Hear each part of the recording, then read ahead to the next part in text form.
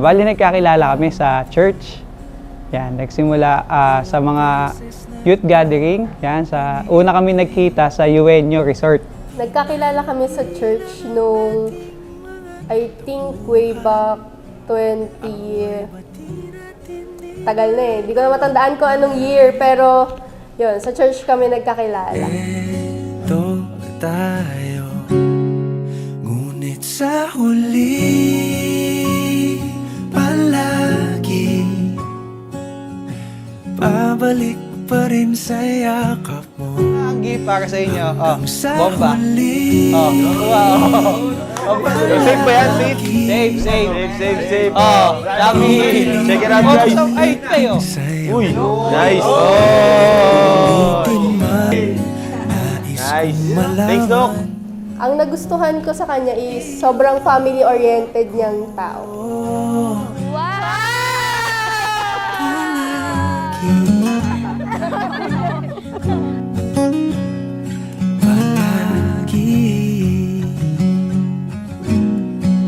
Ang unang nagustuhan ko kay Panggi talaga ay matalino siya. Tapos, ang dali niya kasing makibagay sa ibang tao. Una, akala mo masungit siya, pero once na nakausap mo naman siya, madali na siyang pakisamahan, saka masarap kasama.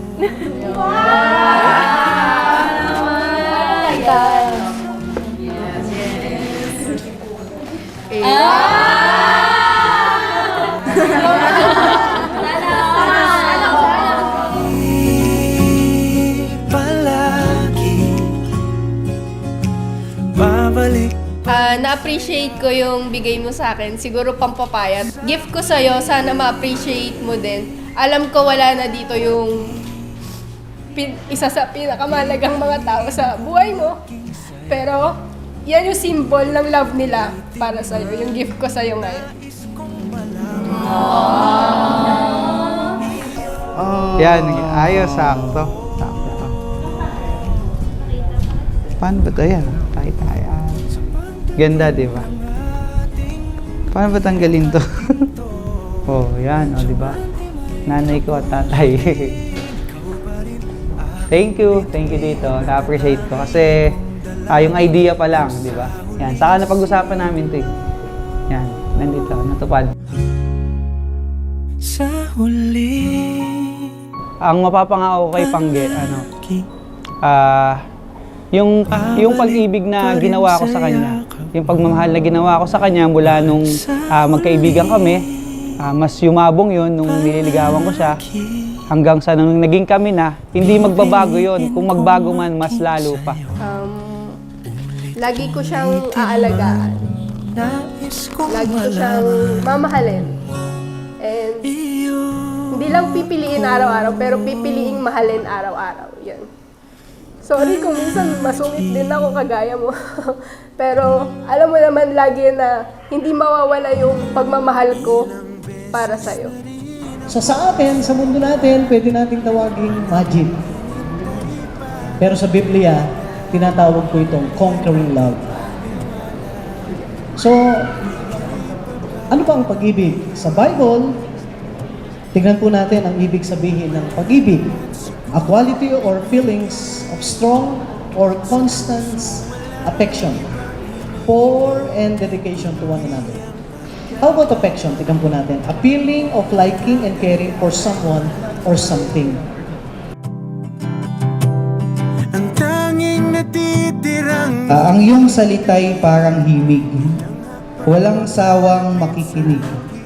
Pangako may di sadyang baliin, pag-ibig ko'y sa'yo pa rin.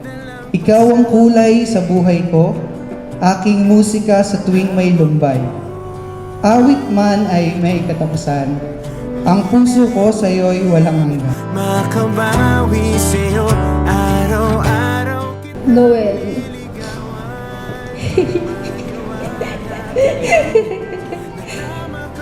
Honey ko, Pangga, mahal ko.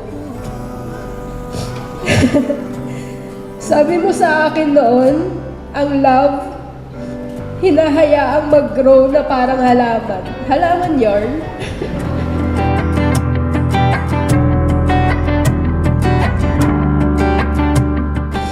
Pero para sa akin noon, ikaw na agad yung nakita kong taong pakakasalan ko. Totoo pala yung sinasabi ng iba, no, na mararamdaman mo kapag kaharap mo na yung the one. Ika'y naging lilim. Ikaw ang ritmo sa bawat tibok ng puso. Sa sayaw ito ng pag-ibig, magkasama tayong buo. Bawat sandaling kasama ka, isang matamis na harana. Ika'y pagpapala, handog sa akin ng bathala. Pangako sa'yo, ang lahat ng ako ay iyo. Cheers to 11 years of friendship and 6 beautiful years of love me. I vow to always keep you company. Sasamahan kita kahit dumating yung panahon na manghina ka at gusto mong mapag-isa. Loner ka kasi. Habang buhay ko, pipilitin makabawi sa'yo. Araw-araw kitang hinigawan. Maniwala ka lang na tama kang piliin ako.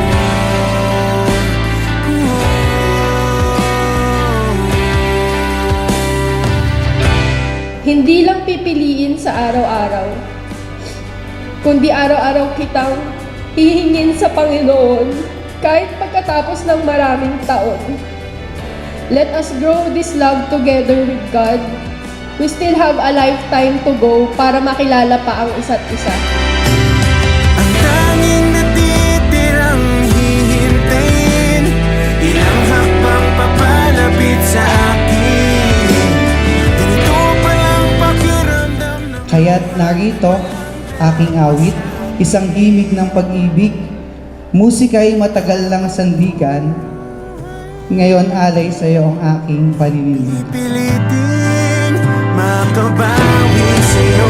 Araw-araw kitang liligawan. Maniwala ka lang na tama kang piliin ako. Pipilitin makabawi sa'yo. Araw-araw kitang liligawan. Maniwala ka lang na tama kang piliin ako.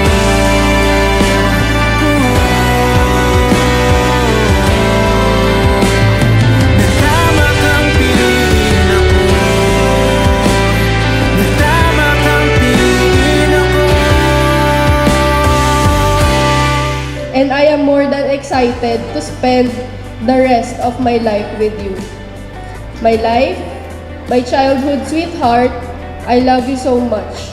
Pipiliin kong mahalin ka sa araw-araw.